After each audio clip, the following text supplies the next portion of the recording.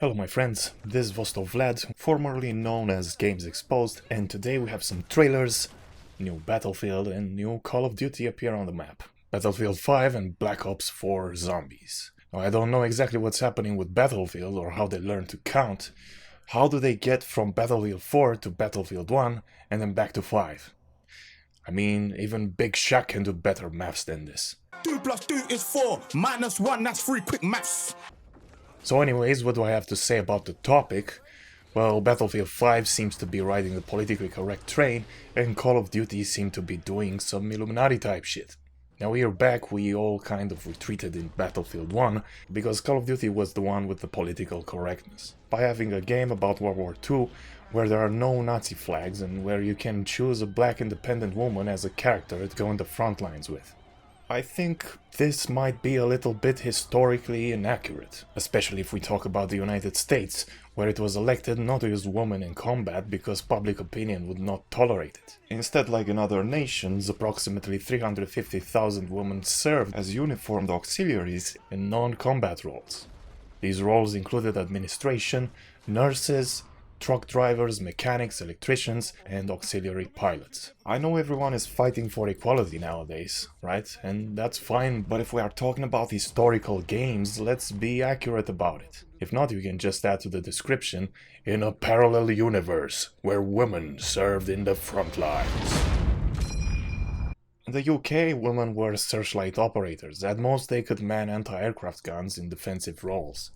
Same with Poland, where they played auxiliary roles in defensive action. Same with Italy, where women were used as auxiliary support and were not allowed in senior ranks. Most did cooking and laundry duty. Some were guides, messengers, and couriers. Now, please don't mistake me with someone who wants women just to do laundry. I'm just reading the facts about what women used to do back in those days in the army. In what concerns women deaths in action, for the US I could only find a case of some plane transport auxiliary squadrons where 38 of these women died in service. Of course, for Russia the situation is different, with unofficial numbers estimating around 146,000 deaths, mostly happening in defense positions in Stalingrad and Leningrad. The numbers are unofficial because sadly women never officially entered into military service records. We can say that in total around 50 million people died in World War II. We don't really know how many of those were women or men, because I don't think people back then were obsessed with categorizing like now, and so they didn't categorize deaths by gender. What we can also say is that very few deaths can be traced amongst women working in the military. As a woman in World War II, maybe it would be safer for you to enlist in the military and have a boring auxiliary role that never sees any combat than to be a civilian dying randomly in the city from some kind of bombing. It is really no pleasure for me to categorize and bring forward these facts, but you started it, feminists and SJWs, and also what you started is to make campaigns to have diversity and equality in video games, which is fine, but it's still an agenda, and you can see it succeed somehow miraculously because corporations usually don't really give two shits about what people have to say. So why do big gaming companies suddenly care about gender politics? I have no idea. Maybe it's part of some kind of Illuminati conspiracy. I don't know. But what I do know for sure is that Battlefield has also fallen amongst the politically correct gaming world.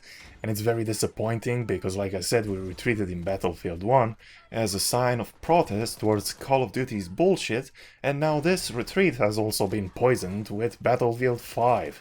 And in a way, that makes what Call of Duty has done completely harmless and insignificant. I mean, just by looking at the cover, you can see what's going on. Complete respect to all the men that died in the front lines of World War II. So join Battlefield 5 with this completely fictional version of a character. I mean, what is this? Captain Hook female version? And that's me putting it in a positive line. Because what we actually have is a disabled woman.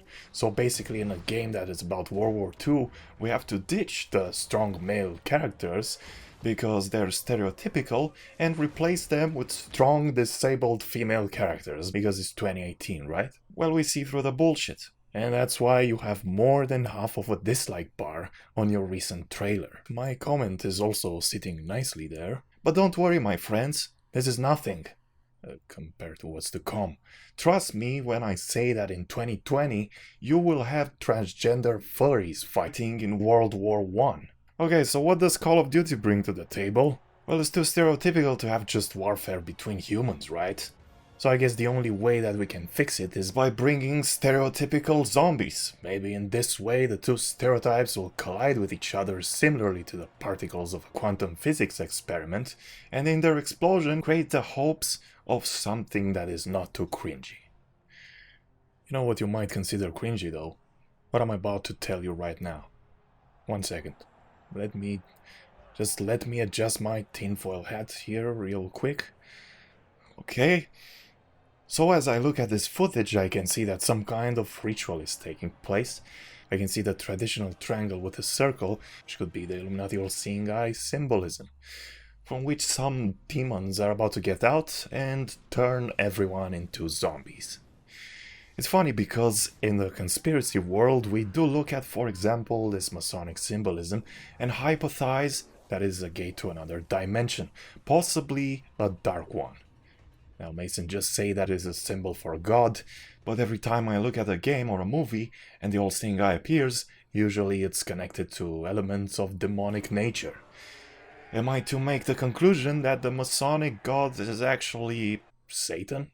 Are we looking at a game, or are we looking at the prophecy in which some occultists believe?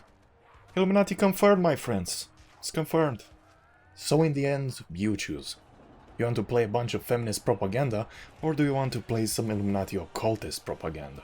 Just take your pick. It's all good. These, what appear to be different roads, are definitely not a part of the same plan or designed for you by the same architect to control your mind. Just keep on playing. Everything is okay. So that's it for this video. Be sure to label me as a woman hater and a crazy conspiracy theorist.